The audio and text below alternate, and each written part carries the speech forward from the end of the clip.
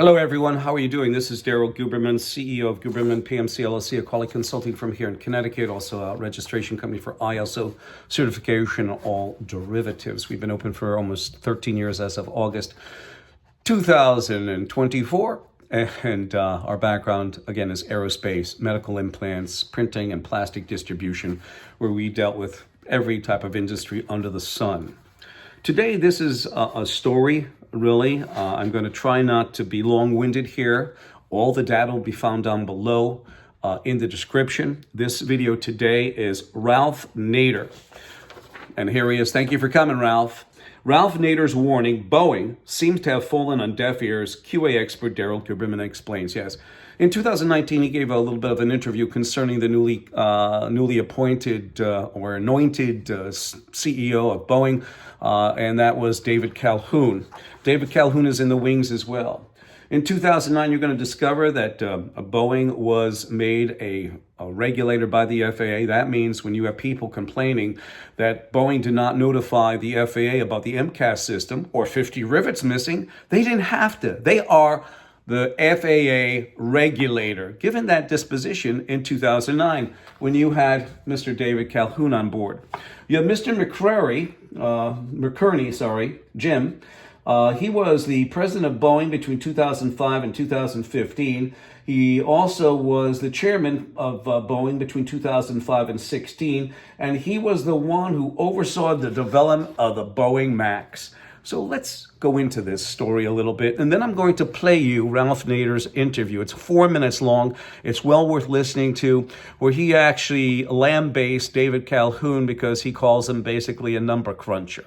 As I've said in other videos, we have sent our CV in to Boeing because without the tactile touch of Guberman on the Boeing company, it will ultimately end up more than likely with another fatality worse than Ethiopian and Malaysian Air, and my heart goes out to those people. So here it goes. The story begins in 2009, when Boeing was forced with a major threat to its bottom line, spurring the airline to rush a series of clutches, K-L-U-D-G-E-S, clutches. And this is the definition: an ill-assorted collection of parts assembled to fulfill a particular purpose through the certification process with an under-resourced Federal Aviation Administration seemingly all too eager to help an American company threatened by a foreign competitor rather than to ask tough questions about the project. Boeing became an FAA regulator in 2009. The Mr. McNerney formula of eliminating pensions, cutting wages, and shifting production to new facilities, the company could have proposed a partnership with their workers. After all, productivity improvements often come from the shop floor. That means getting the people who build the aircraft to figure out ways to reduce scrap, improve workflow, and eliminate defects. The aerospace giant is still facing fallout from the crashes of the two 737 MAX jetliners, Lion Air in October, killing 189 people, and Ethiopian Airlines, which claimed 150 lives. Under the regime of CEO Dennis Muhlenberg, quality inspectors were laid off and their duties assigned to others. Boeing's touched labor union, the protest largely fell on deaf ears. So the union, and that's IAM 751, really slammed Muhlenberg for getting rid of a lot of inspectors, shifting their jobs, everything else. I don't call them quality escapes anymore. I call them safety escapes because Boeing doesn't have a quality organization anymore. The retired Boeing safety employee said a procedure called quality buyback has been reduced over the years, he said. In a May 2019 Aeromechanic employee newsletter, the IM 751 wrote that it continued to object to Boeing's plan to eliminate quality assurance inspectors.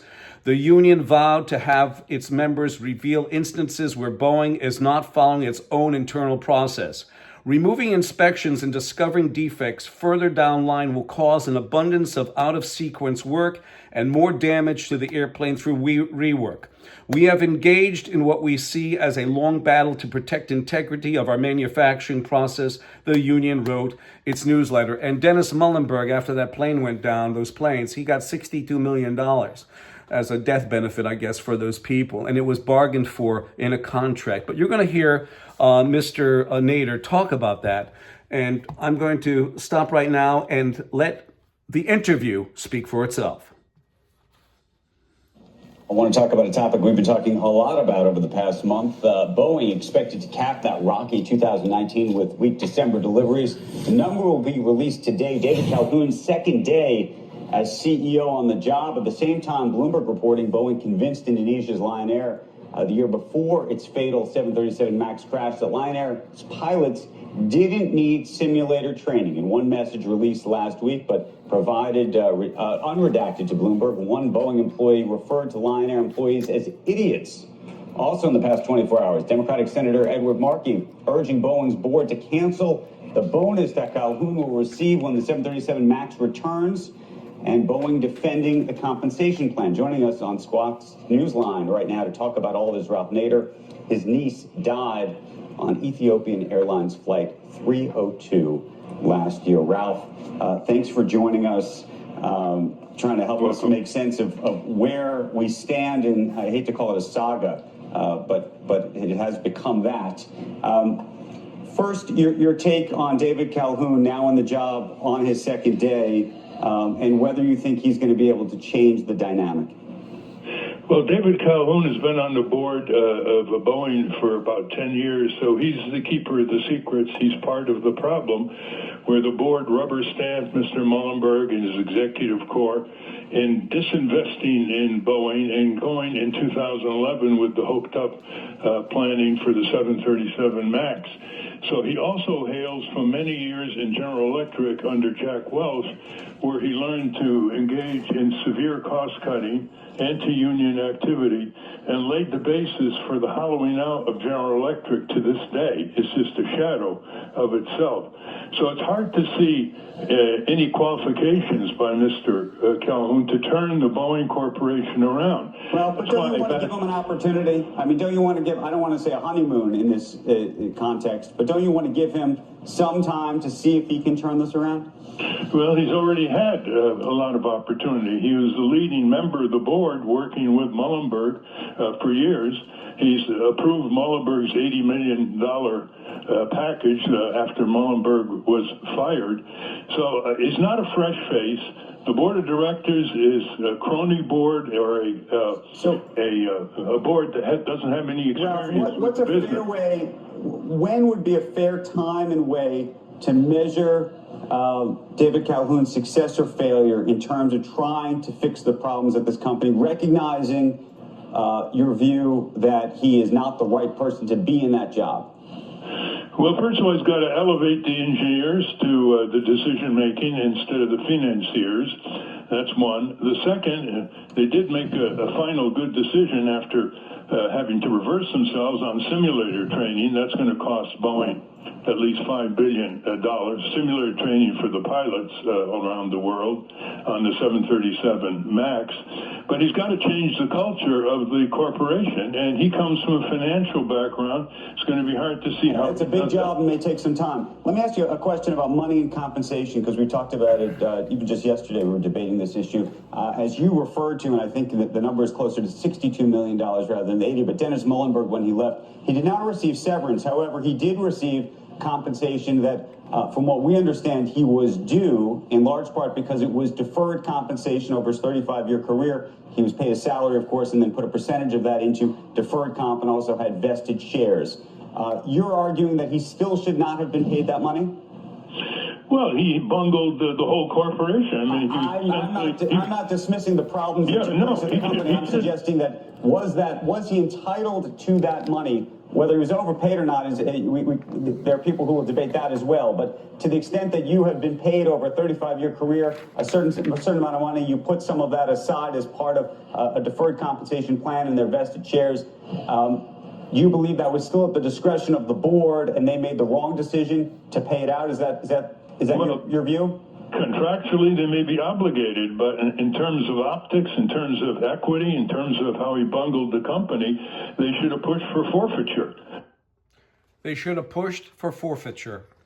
Isn't that a wonderful thing? I said that in another video. I didn't put forfeiture, but I said they should have, you have the board there of 12 members.